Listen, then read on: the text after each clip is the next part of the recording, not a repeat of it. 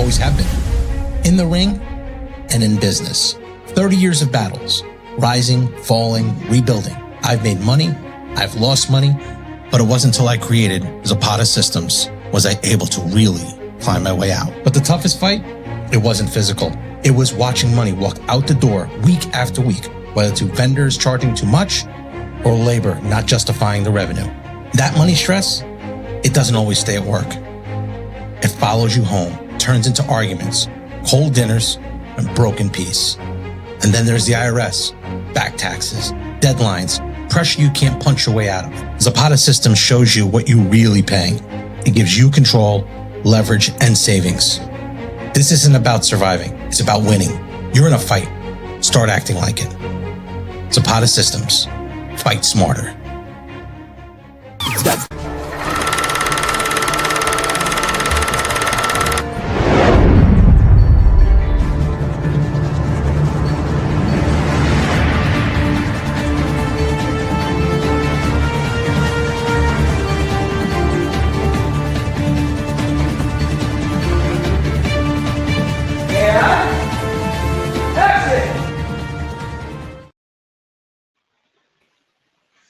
What's up, guys? Another movie talk week. We're going to be talking about Stranger Things Season 5, Creed 4, Rush Hour 4, and a little Macaulay Culkin news, actually, that I thought was pretty interesting. But first, let's talk about from DC Unboxed, Dave Callari. What's going on, Dave? Yo, happy December, boys. It's the holiday rush has started. Yes. And from the writer's room, Rob Alvarenga. What's up, Rob? Gentlemen, what's going on? I like the new background digs. We're upgrading here. I like this. Trying to switching things up, everything. How was your Thanksgiving, guys? Everything was good? Dave, your Beautiful. Thanksgiving? Yeah. You and the girl and everything. Rob, you and the family? Kept it a small family. We ate a lot. We slept late the next day. It was beautiful. Yeah, it was pretty crazy. All right, guys. So on Thanksgiving, I got to sit down also and watch a little bit more of, finish up the Stranger Things Season 5, which actually dropped everything, watched it all and everything. I have a couple of things about it. I think it is time it ends, though, I think, because seeing these kids now or adults riding their bikes just doesn't fit. It's like an 80-year-old man riding a bike, but all overall, the episode was great. I thought the episodes were great, and open spoilers, we're going to talk about that. Will has these powers now. And I think, if I had a guess, I think he's the one that might have to be, get knocked off. I think he might die because he's connected to Vector. I don't know. I'm just guessing there, throwing it out there, but, I'll start with Rob. Did you see Stranger Things, the review, and what did you think of the season so far? I loved it. Yes, I saw all 4 episodes. Man, it was just great. Just seeing the whole gang back together. The storyline just felt like a return to form. You just really got back to this universe very easily, and it's really cool how they just brought everybody up to speed to where everybody is at this point in the story. So just a few things, just not gonna go chronologically here, but just a few things just to make note of that. There was a lot of like twists and turns that really got me. I mean, at some point I thought Hopper was gonna die. Like I thought there was a moment I was like, they're really gonna kill this guy off before the second volume comes out. That didn't happen, but yeah, I was like already in my mind saying goodbye to Hopper. Just to make a comment about how grown these kids look now. Will Byers, that dude looks big. He's got some traps on him. I'm just like, wow, look at this guy.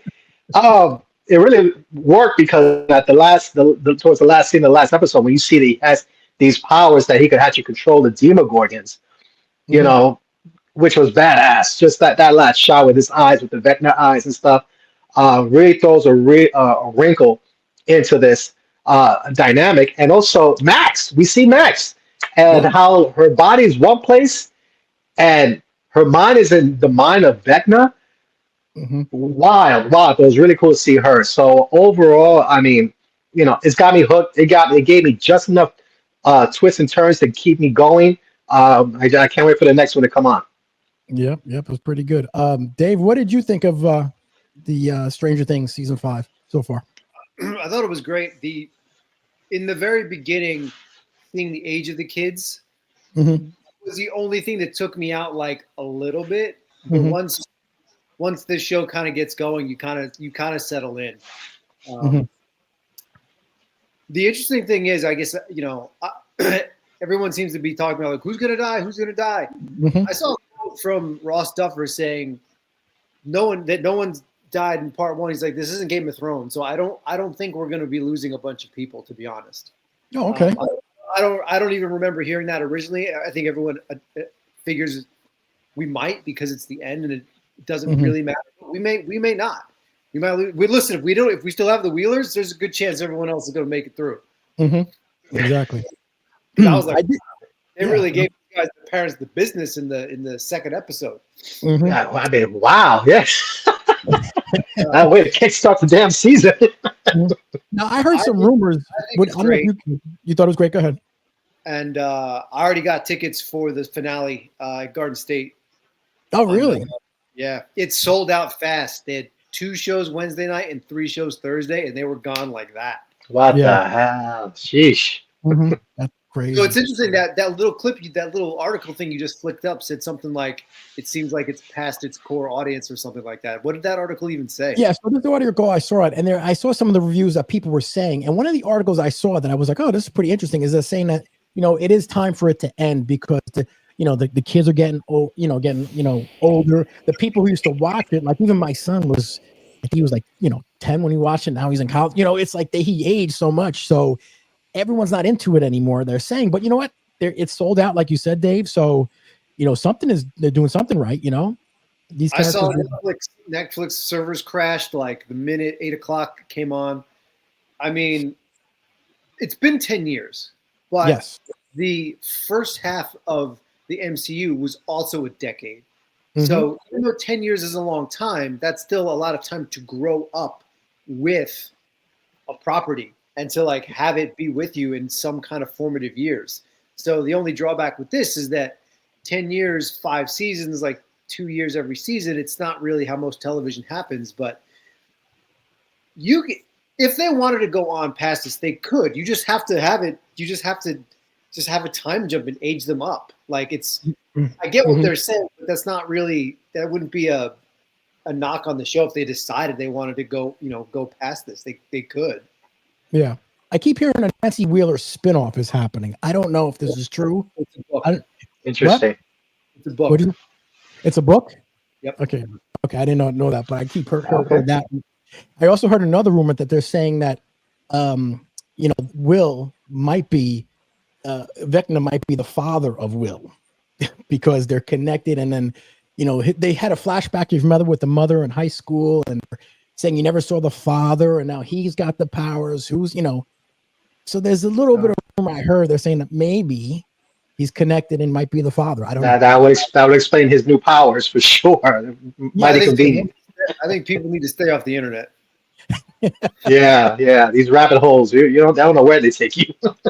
Yeah, I don't know. But overall, I thought it was really good. I mean, like you said, Duffer Brothers, they really, like one section with these boys here, then you go to these boys over here. They really connect those worlds really quickly. I thought a really good job. That's the thing. These guys, and it shows with the audience reaction. You just heard that the Netflix service crashed. The live, the movie, the theatrical version of the finale already sold out. These guys, the Duffer Brothers, the thing that I admire the most about them is that they came in with a universe already in mind. They created this from bottom up. So it's like they have a complete command of everything that's going. That's why they could break up, the kids. One party goes here, one party goes there. They have individual quests, and they just have it down to the point where it's just like there are no gaps. There are no holes, plot holes. I mean, there's some things that might jump the shark a little bit, but overall, the writing, the actors, the engagement, everything, that the atmosphere that the Duffers have created from day one, it shows that the fans are going to be following this thing right to the end. If they wanted to, yeah, they could probably push it more to further seasons, but I think they would feel the same way. I think they would say it feels right. This is the time to actually now send these kids off and end their arc because they can't go any further. It has to end. This is the big baddie. This is the big battle. This is the climax we're all looking for. I don't know if you could tell, but they said the Duffer Brothers are very big Back to the Future fans. I love them even more now. They said they actually used a little bit back in there. You could see some things in there they hid, so little nuggets in there that they hid about Back to the Future. That's all right. Chef's kiss. Awesome. They have to be Goonies fans because 11's outfit is straight off of Josh Brolin. Yes, that's right. I swear, that's 100%. 100%. But it looks great. So I can't wait for it. I think Christmas Day is the next one. So Christmas Day, as everyone's opening gifts, we'll be watching. Happy holidays from the Duffer Brothers, man. Thanksgiving, Christmas, and New Year's. Yeah, they own the holiday season. Yeah, to Rob's point, when the writing is good, like I don't like that Steve and Dustin are fighting. I don't like sad Dustin. I like happy Dustin. But that just means that the part has been written well, and the Gayton is doing a great job with it. Yeah. So. Yeah. Those kids are really doing great with it. The writing's great. All right, guys. The next thing I wanted to talk about is Macaulay Culkin, and I found this really interesting because he actually was on a podcast and he was on a couple other shows, and he said that he has an idea for the next Home Alone movie where he is the father and he has a son. And we have something I have in here. I think Hollywood Reporter also said that he has the sequel and he has an idea. Kevin McCallister, what he would do with his son. They would be his son would be putting traps on him back and forth. We haven't seen Macaulay Culkin in a long time, guys. Home Alone was his thing. I don't know how it would work because after Macaulay Culkin left, I think Home Alone 2 was the last one. Then they had 3 and 4. I think they had 3 and another one, but they didn't really do much, because he wasn't in it. Dave, I don't know. What do you think about this idea, Macaulay Culkin doing Home Alone and coming back? Well, let's not forget that they Macaulay Culkin the house in Stranger Things on that Demogorgon for starters. Yeah, that's great. I think this has some legs. I would be interested in it. I see Macaulay Culkin almost like RDJ, not in talent, but in the fact that we all know he went through some rough years, right? Yes. And now it seems like he's kind of coming out of that, whether he's because he's a father who's just gotten older. So I would like to see him try to do something like this. If it's good, fantastic. And if it's not, well, at least he's getting out and trying to get back to the business. And I think it could work. Yeah, I think so. I mean, even if you stream it, put it on Netflix or something and go from there. Rob, what do you think about Macaulay Culkin maybe doing another Home Alone? So I read this article, and the thing that I like about this idea is that it's not a complete retread of the original. There's a dynamic with the father and the son there, and it could be emotional, to be quite honest. So I kind of like that idea a lot. So if he has something like that, in mind, because you got to bring Alaska. It's a Home Alone. You got to have something that's kind of familiar, actually going to be enjoyable. Probably going to be a holiday film. But even with the first one, I mean, with the old neighbor, that was like that really touched hearts. Like when young Kevin connected with him. So if they have something like that, but on a father-son kind of level, even though they're the son is putting traps on him, which when you think about it, it probably could be funny. I would say I'd give it a shot. It's original enough. It's like an original enough twist on the original story that it might feel fresh. I'd give it a shot. Yeah, I think so. I mean, if they're going to bring back Goonies and Spaceballs, might as well give this a shot. This isn't one of those classic 90s, 80s movies, try it out, see what happens. It's the age of reboots and retreads. Yeah. So, Macaulay Culkin, good luck. If it happens, maybe he'll be on Netflix. Who knows? But he's trying to get that out there. So we'll wait and see. All right. The next topic we're going to talk about is Michael B. Jordan. Now, he's actually has said he's going to be doing another Creed 4. And he actually has an idea for his daughter, a spinoff involving his daughter, Amara, in the movie, the Creed universe, I guess it is, for another spinoff, whatever it is. He's actually going to be filming something else first. I think it's the Thomas Crown Affair he's going to be doing first. That's what he said. And then right from there, he's going to be going right to Creed 4. I've always liked the Creed movies, especially the first one. I thought it was great, but I think it's like the Rocky movies. it is getting a little bit, who is he going to be fighting again? Who's this and that? I don't know what to think of it, kind of. I think they should have ended it on 3. Dave, did you see the Creed movies? What did you think of these? I saw all 3. I thought they were great. I thought it ended just how it needed to. Yeah. If he does something with his daughter, I mean, I guess that's fine. But you start to, it's like you water down the lineage the further down you go. So Rocky was great, and you had Apollo, and now he's his son. Okay, cool. But now we have another child. Like, okay. Yeah. But also, you'd have to push this so far in the future for this to like be relevant at all. Like, why? It's like we have to care about his daughter over the next, say, 15 to 20-ish years. So what did they do? Set this in 2045? Like, what are we doing? Yeah, that's a good point. Really good point. Rob, what do you think about this, Creed 4 happening, Michael B. Jordan? All right. So, with all this, like, sequelitis that we're experiencing with all these franchises that are, revamping these new franchises, this is kind of like where I'm starting to get like a little agitated, because I thought the Creed movies were all good, and to just today's point, I think it ended exactly the way it needs to end. So I don't know if they're just trying to mirror the Rocky franchise and kind of like take the little ideas from there and kind of like translate into Creed and Adonis Creed's life. And if that's the case, I mean, he already win against Drago's son, so part 4 can't be about him ending the Cold War. So he's got I don't know what kind of angle they could give me to hook me outside of like Michael B. Jordan. I think Michael B. Jordan's a fantastic actor, and I will generally watch just about anything he's in. But I don't know. I think I'm more excited about the Thomas Crown Affair revamp than this movie. I love Creed. He did a great job with this. They, the way it married to the Rocky legacy, perfect. Yep. Let it be. Just let it be. Let it marinate. I don't. And I had to like remind myself. Oh yeah, that's right. He does have a daughter in the movie. She's gonna take a box scene. What are we doing here? $1 Million Baby, Creed style. I don't want to. I didn't even want to go there. So no, give me the Thomas Crown Affair, and I'll catch Creed 4 whenever it comes out on streaming. Yeah, maybe Mr. T's daughter or son will come out of it. Mr. T. Why not?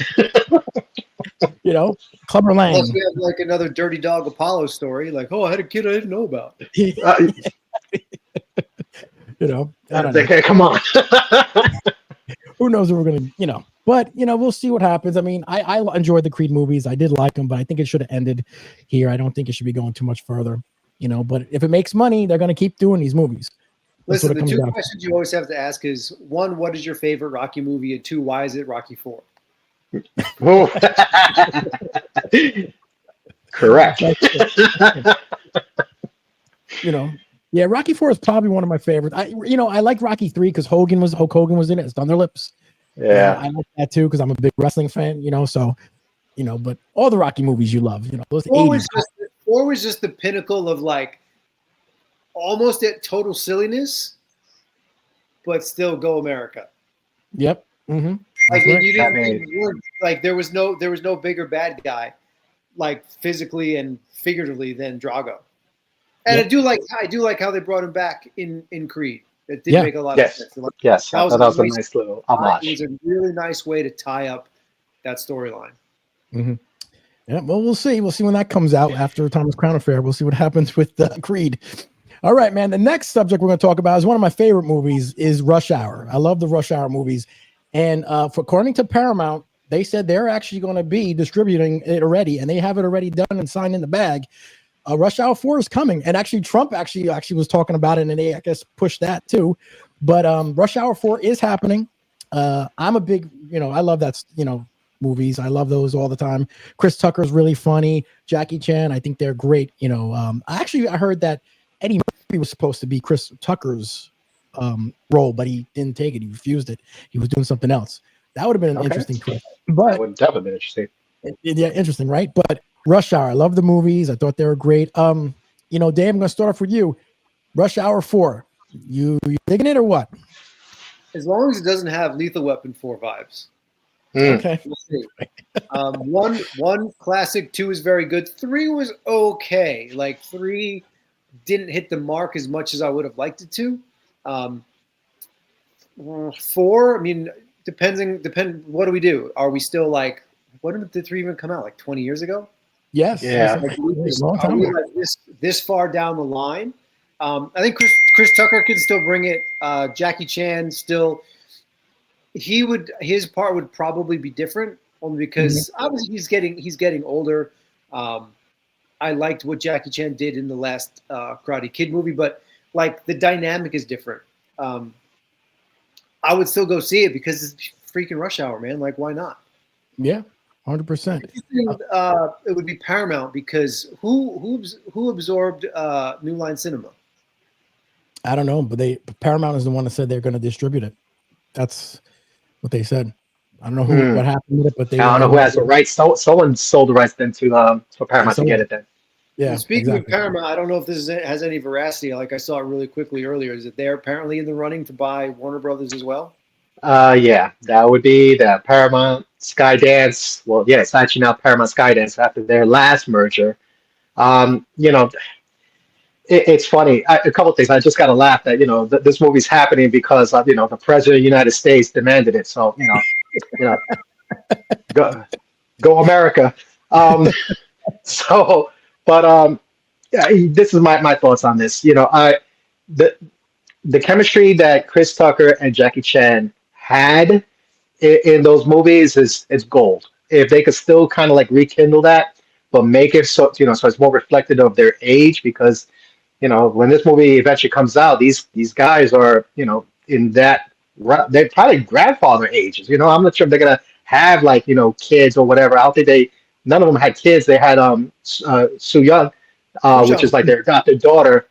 But that's really all they have. So it's like now, I guess this is going to talk about their legacy. What they're leaving behind, and this is going to be the send off. So I guess that's going to be the theme of this movie. The fact that it came up with that, just straight out off the dome.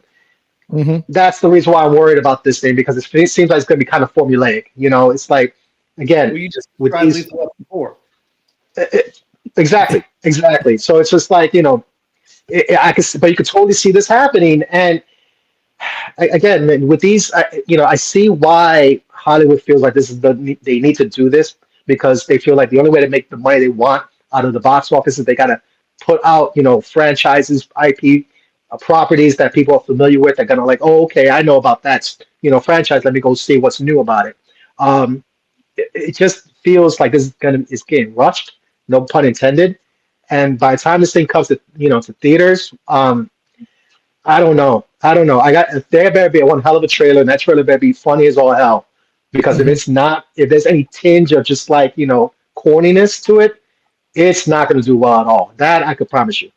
Yeah, I think they got to do like Bad Boys. How Bad Boys did it for life. Like, the comedy, like they're old now. They can't be running around anymore. Maybe they're retired, coming out of retirement or something. Yeah, exactly. Like, embrace that. Your lead actors are, I mean, how old is Jackie Chan? I mean, I don't want to guess, but he's like high 60s, isn't he? He's an old guy, right? So yeah, he was with Bruce Lee, so he's got to be pretty old. I mean, yeah. So I mean, come on. It's like, so no.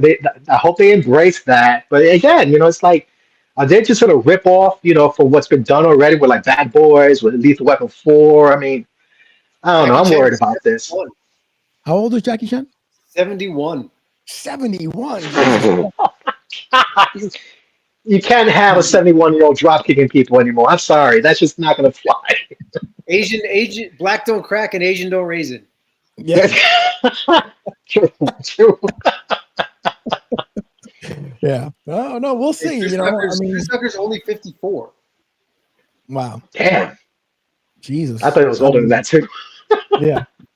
Now Chris Tucker hasn't been in anything much since the Rush Hour movies that I can think of. I mean, he hasn't. Last thing I saw him in, because we just happened to watch the other day, was Air. Yeah. Okay. He was. Oh, that's right. He was in that. Yeah. He was actually very good in that. Good for him. I'm glad to hear that. Story, right?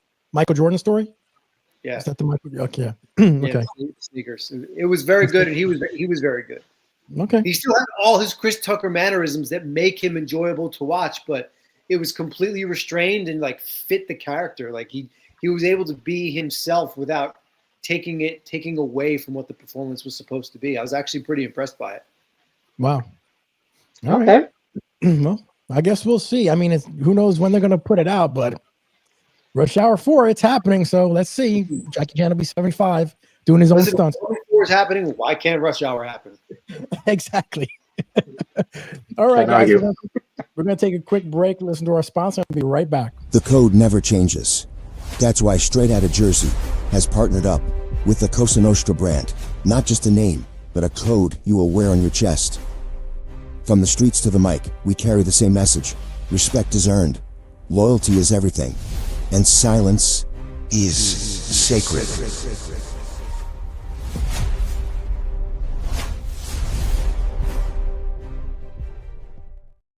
All right, guys, we got some viewer questions that came in.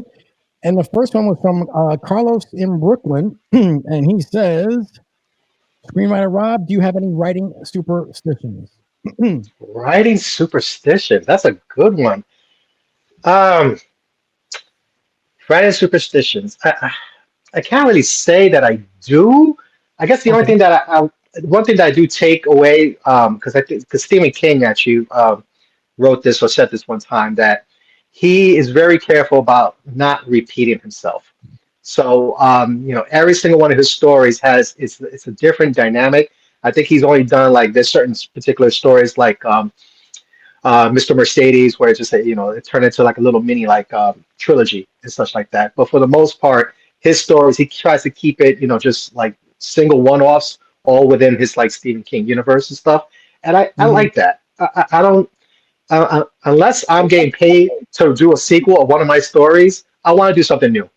So it's like if I feel anything like when I'm repeating myself again, that tells me like it's probably not a good idea. Okay. All right. Next question is from Miss Prehistoric Bitch from downtown. Said, yo, DC, do you think they wasted Sigourney Weaver's role in GB Afterlife post-credit scene? I would have liked to see much more.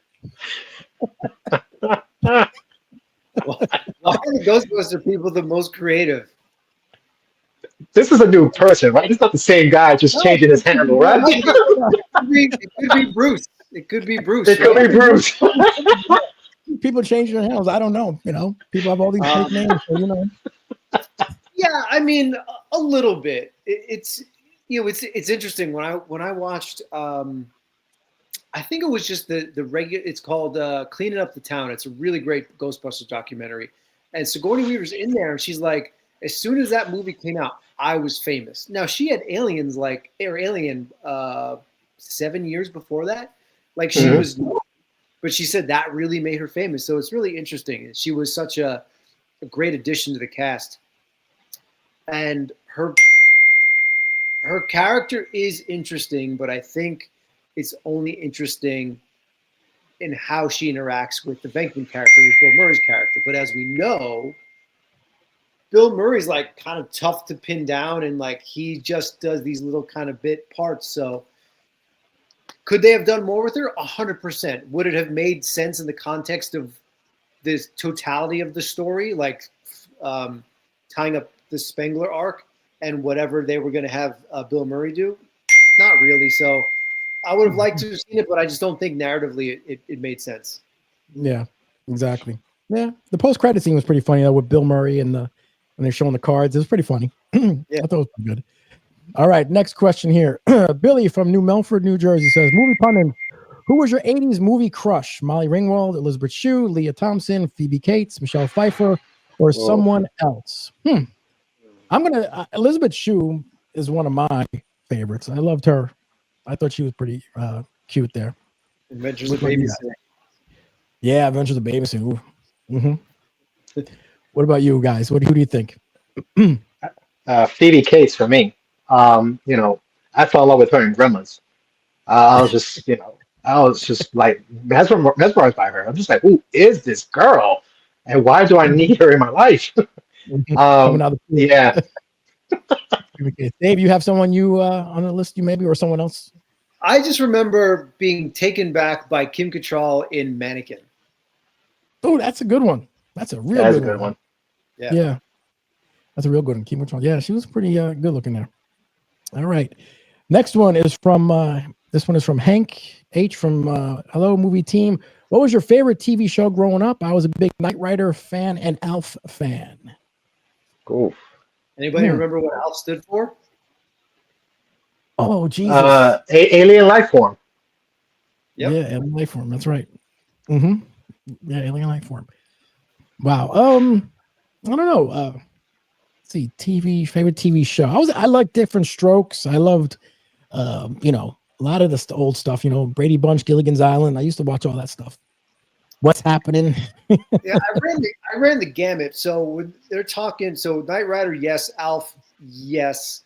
I watched Airwolf. There was a show called Simon and Simon that I watched. Yeah, I remember that. People I say, they're like, what? Yeah, Fall Guy, Dukes of Hazzard. Yeah. Hardcastle McCormick. Oh, yeah. Hardcastle McCormick. Remember that? You know what was a sleeper? Sledgehammer. Oh, yeah. Yes. Nobody, I'm so glad you said that. Nobody knows about that damn show. That show was freaking hilarious. I remember watching it with my dad one night, and there was an episode where the captain, he was a black guy. Someone threw a paper airplane, and it got stuck in the back of his hair. And for my father almost had a stroke laughing so hard. Oh my God! All right, Rob, you have any shows you? I mean, I kind of really I kind of like the whole comedy sitcoms. A lot of the TGIF stuff. Like Perfect Strangers. I liked. Actually, I like that one a lot. I mean, I was into Full House. So, but I don't know. I felt more like the shows that I grew up was like more with the cartoons and stuff. Once you actually got to the TV stuff, it had to be like appointment TV, like the Knight Rider, like Alf, like those type of shows.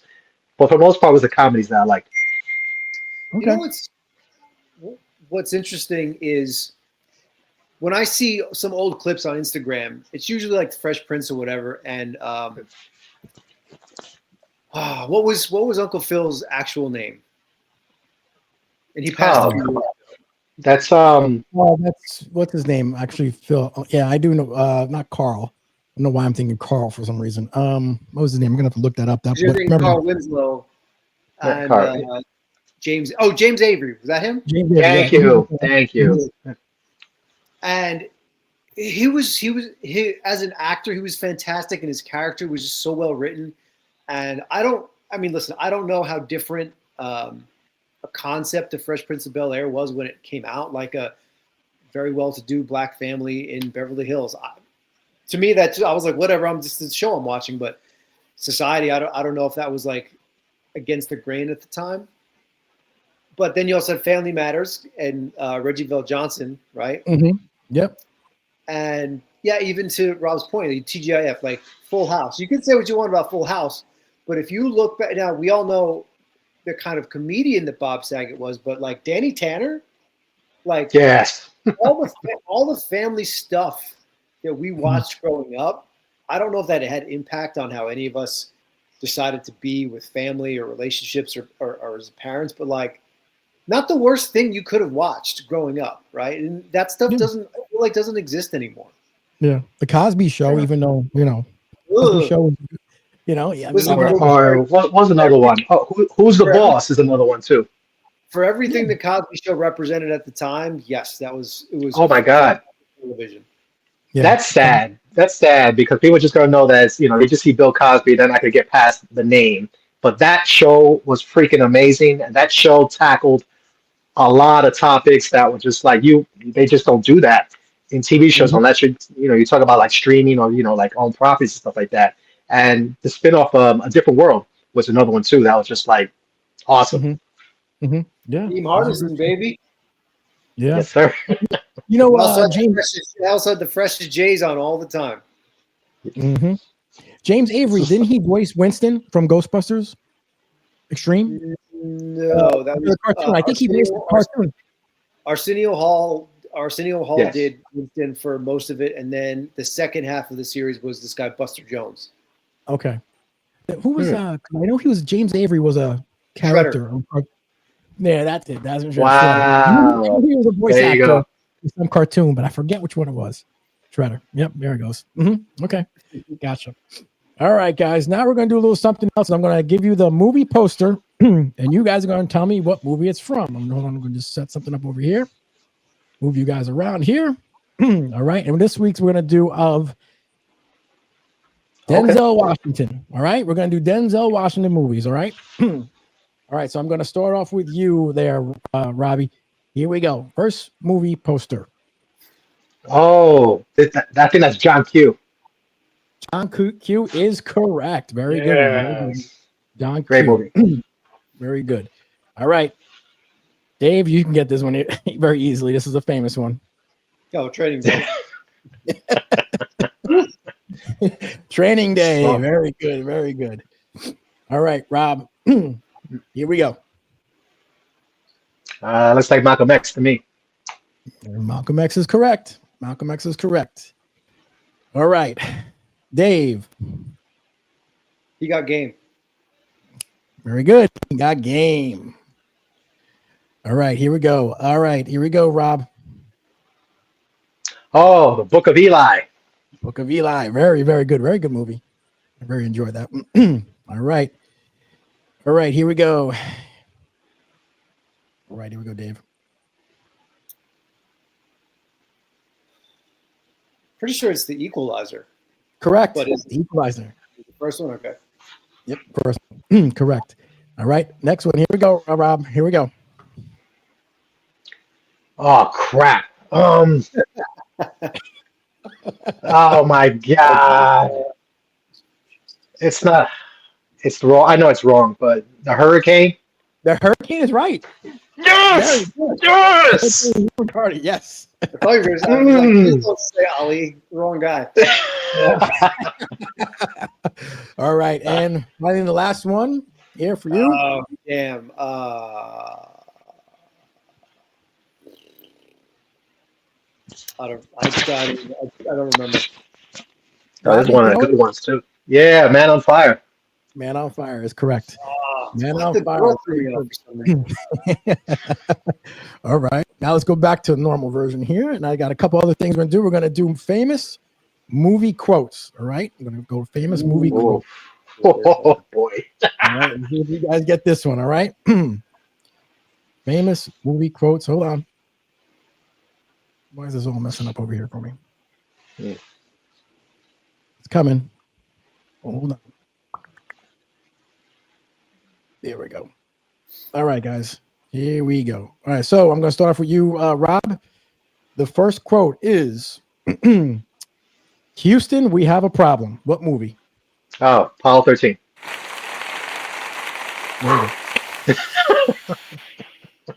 All right. Next one, Dave. I'm going to make him an offer he can't refuse. The Godfather. All right. Rob, show me the money. Oh, oh my God! Why did I have my brain fart here? Show me the money. Show me the This money. is Tom Cruise. I can't get the name out. Yes. Show me the money. Show me the money. You got it. You're there. Oh my God! Why am I having a brain lock over this movie? Dave, I can't stand your stirring up disappointment. Jerry Maguire. Thank you. Holy crap! Jerry Maguire. Correct. All right. All right. So, Dave, this one is. So you're telling me there's a chance. Dumb and Dumber. Very good. Very good. Ready, Rob? Yes. You shall not pass. Oh, the Fellowship of the Ring, Lord of the Rings. Very good. All right. All right. Dave, it's not a tumor. Kindergarten Cop. Very good. All right, Rob, here we go. You may take our lives, but you'll never take our freedom. Braveheart. Very good. All right. Dave, I've come here to chew bubblegum and kick ass, and I'm fresh out of bubblegum. Oh, shit. I know this. Yep, you know it's a wrestler.